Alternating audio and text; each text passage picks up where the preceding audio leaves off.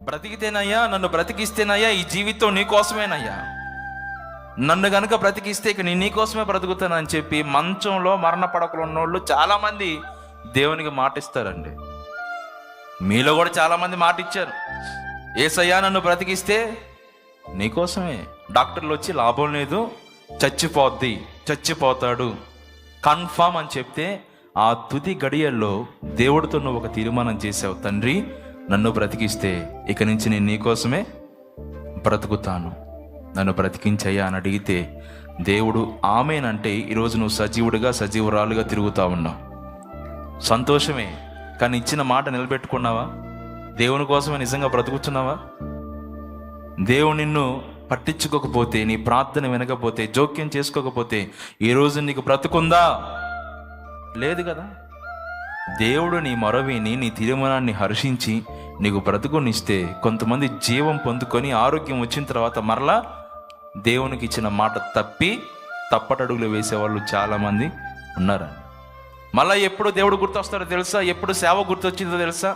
ఎప్పుడు ఆత్మలు గుర్తొస్తాయో తెలుసా? కాలో చెయ్యో లేకపోతే గుండెో కిడ్నీలో పోయిన తర్వాత అప్పుడు మరలా ప్రభు మొర వినవా, ఎక్కలేని ఎత్తైన కొండ ఎక్కించుము నన్ను.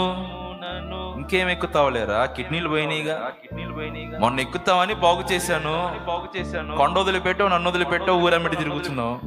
మరలా కిడ్నీలకో లివర్కో గుండెకో దేనికో వచ్చింది, మరలా తిరిగి ఎక్కలేని. ప్రభు అంటాడు, ఇక కొండలు గంటలు కాదురా అబ్బాయి, మహిమలోకానికి వచ్చి డైరెక్ట్ నా దగ్గర రావాల్సిందే, అయిపోయింది. మళ్ళా నేను బతికిచ్చానే అనుకో, ఎటుపోతావు నువ్వు? యజమాని చిత్తము ఎరిగి ఉండి అలాగూ చేయని వానికి అనేక దెబ్బలు తగులును.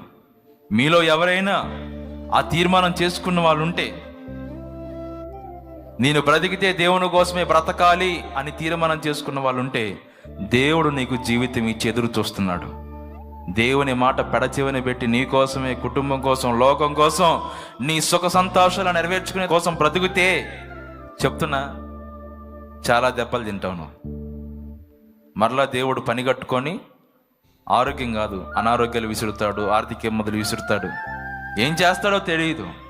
మరలా తిరిగి నువ్వు ఆయన వైపు మల్లుకునేంత వరకు నీకు కోటింగ్ ఉంటుంది, గుర్తుపెట్టుకు. ఎందుకంటే అప్పచెప్పుకుంది ఎవరు? మంచంలో ఉండి కొట్టుకొట్లాడతా నువ్వే కదా తీర్మానం చేసింది. అందుకని నీ మాట నెగ్గించడానికి దేవుడు నీ జీవితంలో కొన్ని సమస్యలు, ఇబ్బందులు ఎదురు పెడతాడు. గ్రహించి